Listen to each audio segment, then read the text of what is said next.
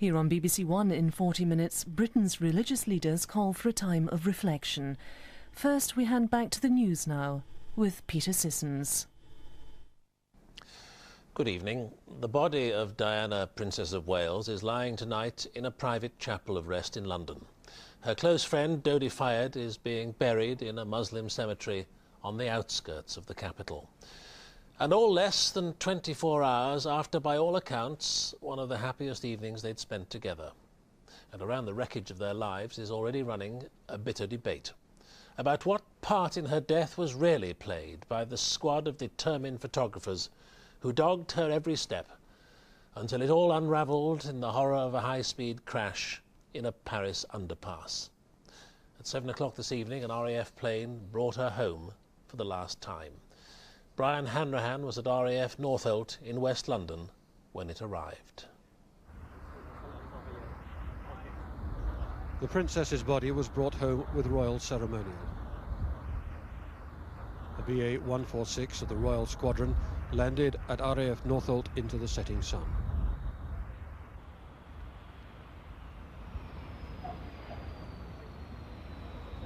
Waiting to receive it were the Prime Minister and the Defence Secretary.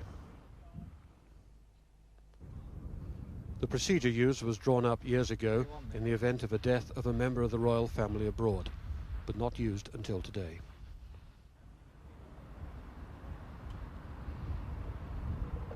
Aboard the plane were Prince Charles and the Princess's two sisters, who'd flown to Paris to escort her body home.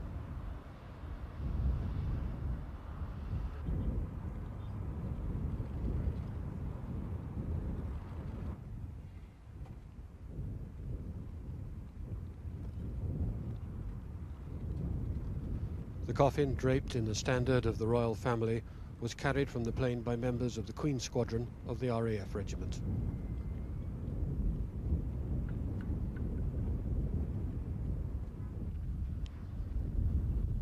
It was a silent ceremony, no drums, no bands, no speeches. Prince Charles and her two sisters, Lady Jane Fellows and Lady Sarah McCorquodale, stood on the blustery tarmac as the coffin was placed in a hearse, with a single family wreath on top.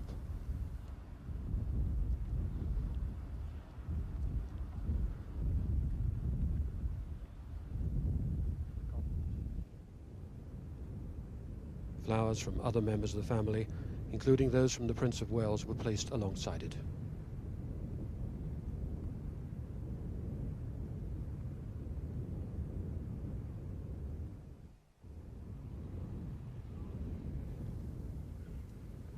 Afterwards, the mourners parted, the two sisters continuing with the coffin to a private mortuary in London.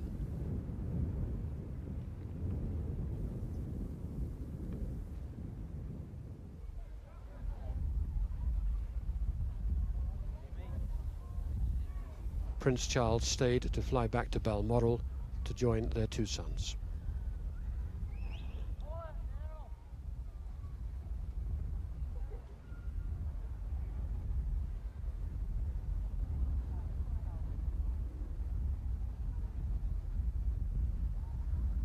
The ceremony inside RAF Northolt was private, attended only by official guests. But outside, thousands waited along the route into London.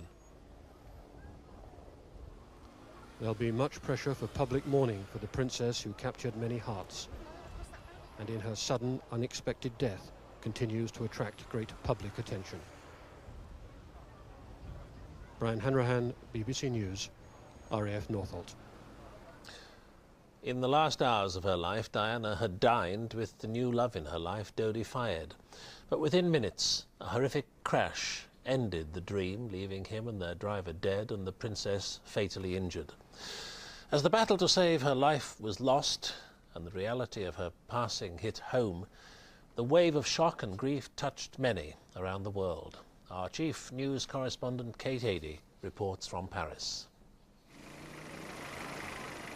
The crash was at high speed and horrific. Just after midnight, the black Mercedes hit the curb, cannoned into a concrete pillar of an underpass, then bounced into the side wall. The French authorities say the driver had lost control and was going at twice, possibly 3 times the speed limit. The impact killed Dodi Al Fayed immediately and his driver. The princess and her British bodyguard had to be cut from the wreckage. The emergency services arrived quickly and were reportedly appalled at the scene. It took over an hour to free the princess, during which time she received emergency treatment. First reports had described her as having arm and thigh injuries and concussion. She was taken to La Pitié-Salpêtrière hospital, and at that time the gravity of her condition was not publicly known. She had massive chest injuries and suffered a heart attack shortly after arrival. Malgré la fermeture de cette plaie et un massage cardiaque externe. For 2 hours, the doctors had tried desperately to save her, but despite their efforts, she died at 4 in the morning. By then, the royal family and both British and French governments had been informed of the situation. The French Prime Minister led his country's tributes. Je sais que les Français ont toujours été séduits par son charme. The French people were captivated by her charm, humanity and personality. We of course express our condolences to our friends of the United Kingdom. As the news spread, the British ambassador added his words. The death of the Princess of Wales fills us all with deep shock and with deep grief. And our thoughts and our prayers are with her family and her friends, and with the family and friends of the others who died in the accident. The Princess of Wales and Dodi Al Fayed had begun their evening with dinner at the Ritz Hotel. Photographers, the persistent paparazzi, were outside. So the Mercedes driver, with the bodyguard in the front, collected the couple at a rear entrance, then headed towards a villa owned by the Fayed family across the river. 7 photographers set off in pursuit on motorcycles. There are several witnesses to the chase, and the 7 photographers are now in police custody, some apparently having taken pictures of the crash. The main witness will be Trevor Rees-Jones, the bodyguard, who has injuries to his head and lungs. The site of the accident is a mundane traffic tunnel in the centre of the city. For those who have come to look, there is very little to convey what happened here. Perhaps this has added to the sense of disbelief and shock that is very evident. All day there has been a constant stream to the spot. Tourists, Parisians, travellers, French citizens, Japanese students, American soldiers, British holidaymakers. Most could not find words enough to express their feelings. The messages with the flowers were in many languages. From the roadside spot, ripples of grief spread wide. And amid the emotion, the journey home had to be prepared. The French President, Monsieur Chirac, greeting Prince Charles, who'd arrived at the hospital in the late afternoon. A short time later, with a French honor guard in attendance, the coffin of Diana, Princess of Wales, was borne from the hospital, followed by the Prince of Wales and the sisters of the Princess, Jane and Sarah. At a quiet military airport west of Paris, the RAF took over. A slow progress to an aircraft of the Queen's flight. And a few flowers for the journey. There is shock in France and rage at the circumstances of the accident, and there is sadness. Kate Adie, BBC News, Paris. Hundreds of people are tonight holding candlelit vigils outside Buckingham Palace and Kensington Palace, the Princess's London home. And there have been special church services to remember Diana and those who died with her. David Loyne reports on the death that left so many stunned. Tonight, Kensington Palace, the London home of the Princess of Wales, was the focus of the nation's grief. Wave upon wave of flowers piled as high as they could go. This morning, even by the time they came to change the guard at Buckingham Palace, a more sombre affair than usual, the pavement outside was already a sea of flowers. Diana knew she would never live here as queen, but there was real emotion, perhaps fulfilling her hope that she would be queen in people's hearts. Everybody loves Diana. I think she's someone that every young woman probably wanted to be. She was a wonderful person, beautiful. She was just a lovely person. We all hoped that we could be like her. I just heard that she died, and I was so upset, and I cried a lot. In St Paul's Cathedral, as in churches up and down the land, there were special prayers of remembrance, with added poignancy here, where the marriage began 16 years ago. Many of us recall the Archbishop of Canterbury saying at that service, "This is the stuff of which fairy tales are made." But as the story unfolded, as the tale was told, there was a dimension of tragedy. Religious leaders are still trying to make sense of the way Diana's life was cut short so dramatically. She had a faith in God, although she wasn't the kind of person who wore religion on her sleeves. There was a deep faith there going on, and her relationship with Mother Teresa, for example, was one of the she spoke to me about. So we cope, I think, by holding on to the things that she believed in. I think in many ways she had quite a lot of sadness in her life, but she will be remembered by the very considerable amount of good which she did. And I'm thinking not only recently on the question of landmines, but on the question also of the homeless, especially the young homeless.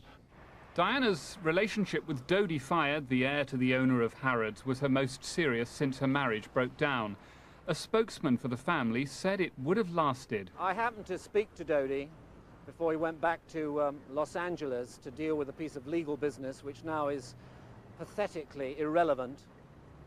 And I said to him, if you go to the studio and you go to the canteen or commissary and you have a cup of coffee with the girl, the papers will say you've got a new girlfriend. And he turned to me and he said, I will never, ever have another girlfriend.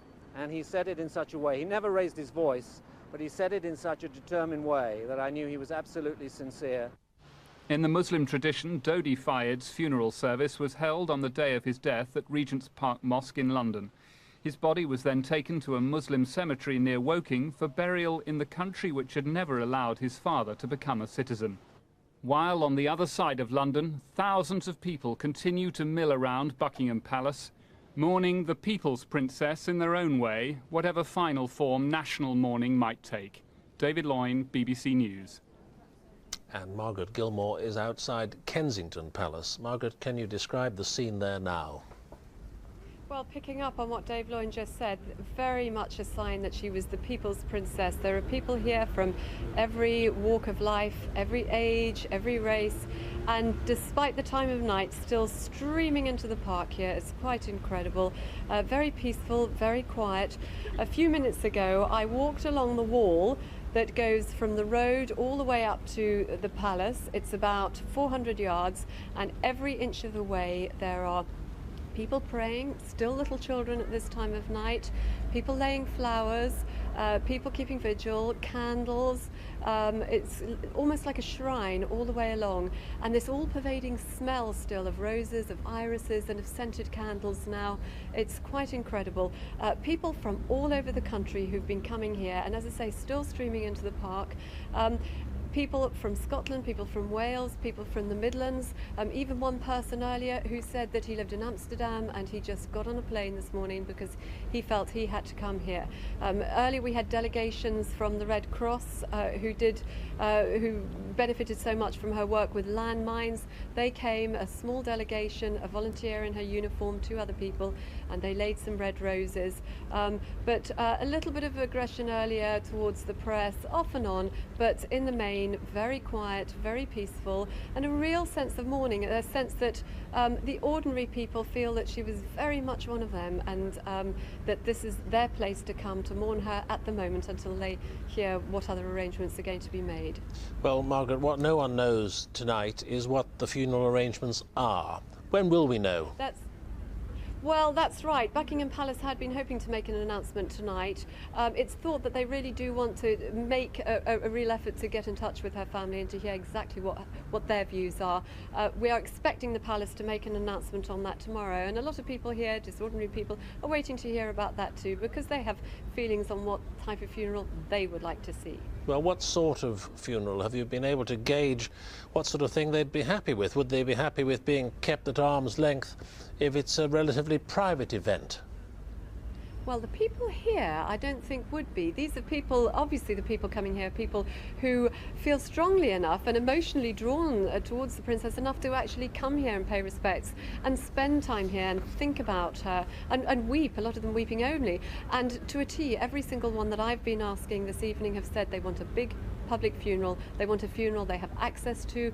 They can see the funeral, they can see what's going on. They want her buried somewhere where they can visit the grave. They want a big place where the public can mourn in a big way. They want it in a cathedral, and they want access to it, and they do not want her kept under wraps, as long as that's the wishes of the family, but they want access. They don't want it to be taken away from them. They feel very strongly that she was one of them and that maybe things weren't so good for her in parts of her life, and they want to show that she was very much loved by a huge part of the nation. Margaret Gilmore at Kensington Palace, thank you. Before meeting the plane bringing Diana's body back to RAF Northolt tonight, the Prime Minister led the tributes from politicians. He described Diana as a wonderful and warm human being who had touched the lives of so many in Britain and throughout the world with joy and comfort.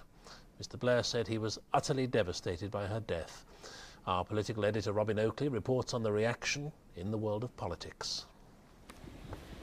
The grieving royal family went to church as usual this morning near Balmoral, Prince Charles having told his sons of their mother's death earlier. Politicians united in their sympathy and in shock at the loss of a princess whose charm and campaigning compassion many of them had encountered at first hand. In his Sedgefield constituency, the Prime Minister, whose young family had met the princess and her children recently, paid an emotional tribute to her qualities. Our thoughts and prayers are with Princess Diana's family, in particular her two sons, the two boys. Our hearts go out to them. We are today a nation in Britain in a state of shock, in mourning, in grief that is so deeply painful for us. She was a wonderful and a warm human being. Though her own life was often sadly touched by tragedy, she touched the lives of so many others in Britain throughout the world with joy and with comfort. Normal political hostilities ground to a halt, and as Prince Charles left from Aberdeen to fly to Paris and collect his former wife's body, the government confirmed that campaigning on the Scottish Parliament referendum would be suspended. Other party leaders paid their own tributes. I want to express on behalf of my party and on behalf of my constituents here in Yorkshire our sadness and terrible shock in the news overnight. It has come as a great shock to everybody waking up this morning, and a great sadness to all of us, and of course we're all thinking about Prince William and Prince Harry and the other members of the family of the princess.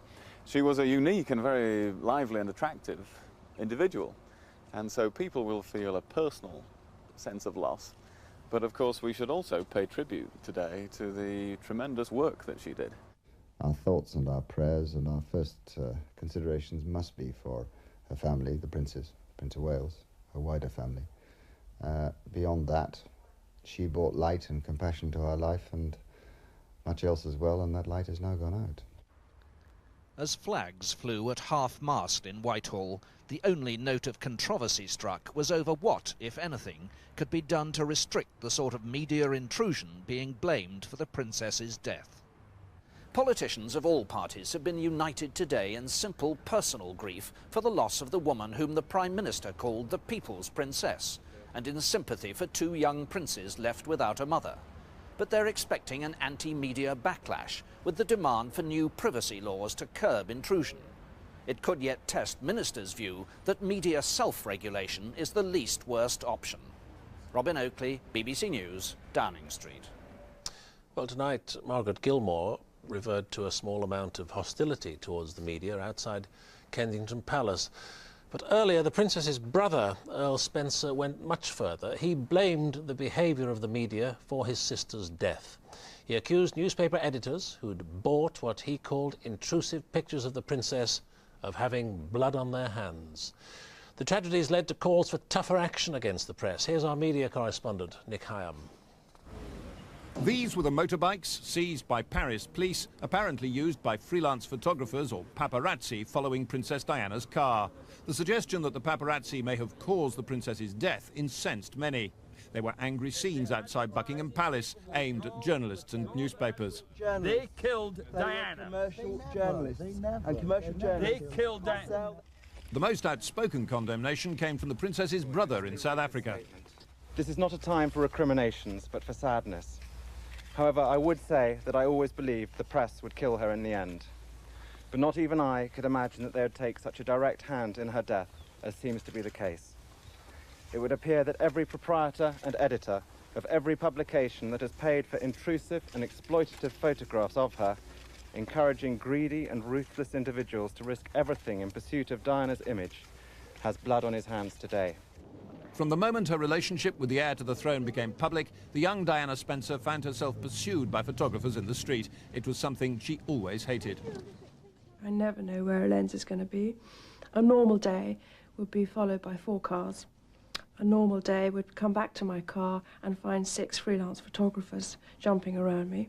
Some people would say, well, if you had a policeman, it'd make it easier. It doesn't at all. They've decided that I'm still a project after 15, 16 years that sells well. Last night, newspapers, including this one, were offered pictures of the princess lying in the car for £200,000. They didn't buy. Now there are calls for newspapers not to deal with the paparazzi in future. All newspapers need to say that they will not publish these paparazzi photographs because these chaps are doing this not for their family albums, but for money, huge sums of money. And it may be if that fails, the government will have to consider ways of preventing those kind of intrusive photographers, that kind of harassment. And that is quite different, let's be clear about this, from a privacy law. The paparazzi chase celebrities of all kinds. Here, photographers on motorcycles pursue France's President Chirac, even though France has strict privacy laws. One photographer says the paparazzi can't be stopped. What are you going to do? You can't introduce a privacy law in this country. This didn't happen in this country, it happened in France. France has got the tightest privacy laws in the world. You're just not going to stop this sort of thing happening. The paparazzi know. London isn't the market, Paris isn't the market, the world is the market. The press believes it's being unfairly blamed for the activities of freelancers. Newspapers say there's no need for tighter controls. She had a really unique relationship with the public, and the media were the way many times she communicated with the public. She had a place in the hearts of the public, and I don't think we'll see that same press attention for another person really again. Tabloid newspaper editors have been keeping their heads down today amid the calls for greater self-restraint and renewed talk of privacy laws. But privately, one told me the press was being judged before full details of the accident were known, and he agreed with other editors who say privacy laws, which limit what can be published, are no solution to the problem of harassment by photographers on the ground. The princess has become an icon of beauty and glamour. Now the newspapers who fed her popularity may find popular opinion has turned against them, forcing them to act. Nick Hyam, BBC News. And Nick Hyam, along with our court correspondent Jenny Bond, will be answering your questions about the issues surrounding Diana's death on an extended breakfast news tomorrow morning. They'll be on at 9:30. The number to call is 01818 811 1000, and the lines are already open. Throughout the day, leaders and statesmen from around the world have paid tribute to the princess. The Russian President Boris Yeltsin said Princess Diana was well known and loved by the Russians. Everyone knew about her major contribution to charitable actions in and beyond Britain. The South African President Nelson Mandela also paid tribute. He said the Princess had been a great ambassador for Britain. I had the honor of hosting her a few months ago when she visited our country. And I was tremendously impressed by her. She was undoubtedly one of the best ambassadors of Great Britain. And Mother Teresa of Calcutta spoke of Diana's deep desire to help the sick and the poor. She had great love for the poor. She was very often anxious to help me to come to know a little more about the poor. She was very, very, only because she had such a position, so she could not actually come and work with us. President Clinton has said he'll be writing to the royal family, the Prime Minister and to the Princess's brother to express his condolences. He interrupted his holiday to speak of his profound sadness at her death and to say how much he liked and admired her. Our Washington correspondent Bridget Kendall reports on the impact Diana made across the United States. Outside the British Embassy in Washington, a steady stream of Princess Diana's many followers in America come to pay tribute. It was the middle of the night when her death was first confirmed, and the first to come left lighted candles. Others marked their affection and grief with cards and even a poem. President Clinton was with his wife on an island off Massachusetts when he heard the news last night at a private party. This morning, breaking away from his holiday, on behalf of fellow Americans, he expressed his condolences to the people of the United Kingdom. We liked her very much. We admired her work for children, for people with AIDS, for the cause of ending the scourge of landmines in the world, and for her love for her children, William and Harry. And I know that this is a very difficult time for millions of people in the United Kingdom who are deeply shocked and grieving. And the American people send their condolences to all of them. Perhaps nowhere more than in the United States did the Princess of Wales capture the public's imagination. From her first visit as the young bride of the Prince of Wales, she quickly won celebrity status, the star of the show at President Reagan's White House when she danced with John Travolta. But it wasn't just her photogenic looks and stylish clothes that won her an adoring American public. Her work with children and the disadvantaged meant she was particularly welcome at the Clinton White House, guest of honour at a breakfast hosted by the First Lady last September, who called her one of the nicest British invasions. She would send shivers down the spine of professional diplomats because, in a sense, she was not controllable. She was not good at delivering formal messages. But conveying an image of a Britain that cared and of a Britain that was relevant to a huge range of human concerns, I thought she was spectacular. Today, news of her death has dominated news reports across the country, and nowhere more than in the centre of New York, a city where she was always greeted with enthusiasm. She particularly liked New York City. She enjoyed coming here, and I think New Yorkers particularly loved her because of this caring and compassion that she had for people. The circumstances of her death, no matter what they would have been tragic. From everything that we can tell, it's even more tragic that she died in this way. Here in the nation's capital, the mood has also been one of shock and bewilderment. She wasn't afraid to reach out to people, was how one woman put it. We're all going to miss her. For a country that delights in informality, she was the perfect 20th century princess. Bridget Kendall, BBC News, Washington. Here, charities supported by the Princess said it will be impossible to find a replacement for the hard-working, dedicated campaigner she had become. In recent years, the Princess had chosen to concentrate her efforts on a relatively few causes, including the homeless and AIDS sufferers. As our social affairs editor Neil Dixon reports, she'd also travelled extensively, campaigning for a worldwide ban on landmines. Behind the formal meetings and greetings, Diana, Princess of Wales, brought compassion and understanding to her work with the deprived and the suffering. Her contribution was always much more than that of a high-profile celebrity. I'm not a political animal, but I think the biggest disease this world suffers from in this day and age is the disease of people feeling unloved. And I know that I can give love for a minute, for half an hour, for a day, for a month, but I can give, and I'm very happy to do that, and I want to do that. Perhaps more than any other charitable patron, she made a difference, being prepared to defy prejudice, as in this meeting with AIDS patients in America. Indeed, her famous handshake with an AIDS patient at the Middlesex Hospital in 1987, she single-handedly changed attitudes both here and around the world. It was a concern she maintained throughout her life. She was planning to visit the AIDS charity London Lighthouse later this month. It would have been a private visit. It would never have got into the papers or onto the television.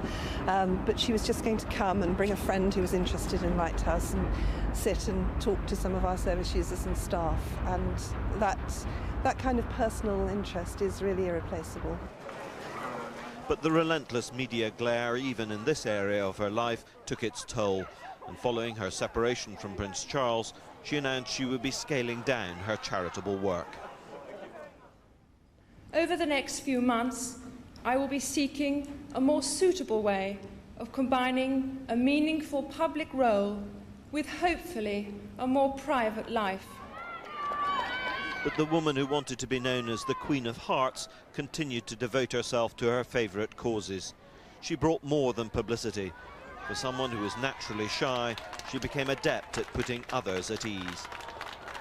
If you'd seen her walking into a room with a number of old people all around, and she would pick out probably the oldest person in the room, and probably, in a way, to our eyes, to camera's eyes, almost the least attractive, and she would go there, the hand would be into that older hand, and she would form a link that no other person in my experience has been able to do. And she continued to highlight the plight of those who would otherwise be forgotten. When she went to Angola, crusading for a ban on landmines, she courted political controversy and put herself at some risk. Campaigners who'd been trying for years to get something done found governments began to notice at last. And it wasn't until the Princess became involved at the end of '96 and early '97 with the Angola trip and with a number of other things that suddenly everybody woke up to this problem. And millions of people around the world have now seen her talking about this issue. As one charity leader put it today, Diana, Princess of Wales, made a genuine difference to people's lives, using her public position and the media to create hope out of despair, and leaving even the most distressed with a sense that someone cared. Neil Dixon, BBC News.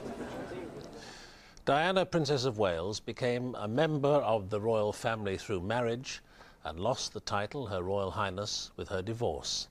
But it was a quality within herself that enabled her to transcend the usual boundaries of fame, to become a star, perhaps even an icon. John Simpson analyses the quality which led the French President Jacques Chirac today to call Diana a woman of our age. She wasn't just a star of our time, she was the star of our time. The most famous woman in the world, bar none. Her image, whether as a princess or a queen of fashion, or the heroine of a universal soap opera, or someone who befriended the poor and sick, was known in every single country in the world. As for the cameras, they could never take their eyes off her. At first, back in 1980, the fascination was merely to get a sight of the shy young woman who was going to marry the heir to the throne. She was gawky, and the contrast with the later fashion icon was total. Those were innocent days, comparatively. Even so, a picture of her in a see-through dress was enough to send the tabloids into a frenzy. It was very hard for a young woman of the 80s, a commoner, to fit into the tight restrictions the royal family were obliged to impose on themselves. She had to be young because the future queen couldn't turn out to have a past. Her husband-to-be did have a past, and it came to haunt their marriage. Maybe with hindsight, the signs were already there. I'm amazed that she's been brave enough to take me on. And I suppose in love. Of course. Whatever in love means. Yes. So.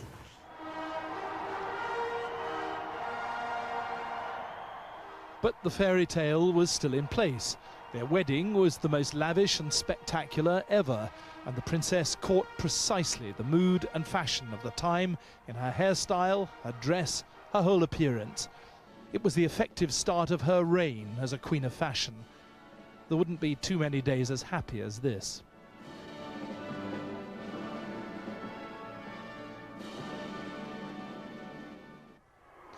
Even their honeymoon wasn't entirely happy, partly thanks to all the media attention. Later, both Prince and Princess agreed in different ways that some of the problem lay in her age. To have so much responsibility and to get so much attention so young wasn't easy.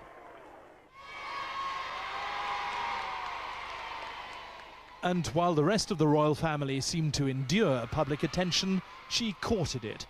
Her smile, a combination of the shy, the alluring and even the coquettish, guaranteed attention worldwide. Now the prince was taking second place to the first star the royal family had known since Edward VIII. It began to create divisions between the princess and court officials. A damaging rivalry was beginning. It's only bad luck having to face all this, isn't it? The birth of her children, far from mending the marriage, brought new problems. Afterwards, the princess suffered bouts of depression, suicidal impulses, bulimia. According to her account later, she got no help from the official hierarchy at Buckingham Palace. She remained an outsider. It was a turning point. She did with her life what she had previously done with her appearance. She reinvented herself, finding a new compassion and seriousness. With AIDS patients, her beauty and sympathy made a profound impression. But everything had changed within her marriage too. And on a trip to South Korea, the distance between the couple was self-evident. The rumours were backed up by stories which the tabloids bought from friends, servants and snoopers. And when they were in India, the princess, as conscious as ever of the cameras, insisted on posing alone for them at the Taj Mahal. We could all guess it for ourselves. The marriage was over. By now, it was open warfare. Andrew Morton's book, written with the help of the princess's friends and with her agreement, confirmed the rumours and more. News of the separation came in December 1992. It is announced from Buckingham Palace that, with regret, the Prince and Princess of Wales have decided to separate. Their Royal Highnesses have no plans to divorce, and their constitutional positions are unaffected. But it didn't halt the damage to the royal family. On the contrary, there was a new war of style. Without her, the prince was increasingly regarded by public opinion as stodgy, and the royal family as being out of touch. By contrast, the princess was encouraging the royal children to be classless, relaxed, children of the 90s. She seemed to dominate the times, just as she had dominated the style of the 80s. Things were changing, and she represented the new order. When she decided to speak to Panorama without the knowledge of the palace, divorce seemed unavoidable. But she took the opportunity to sketch out a new life and a new approach, a 1990s approach perhaps, to serving people. I'd like to be a queen of people's hearts, in people's hearts, but I don't see myself being queen of this country. Her relationship with Dodi Al-Fayed would certainly have caused a lot more controversy if they'd lived, if the intense media attention hadn't ended in their deaths. First, though, and now it seems almost prophetic, she stripped herself of her past. By selling her dresses, she was shedding the old life and preparing for a new one. Again, it was a gesture for the 90s.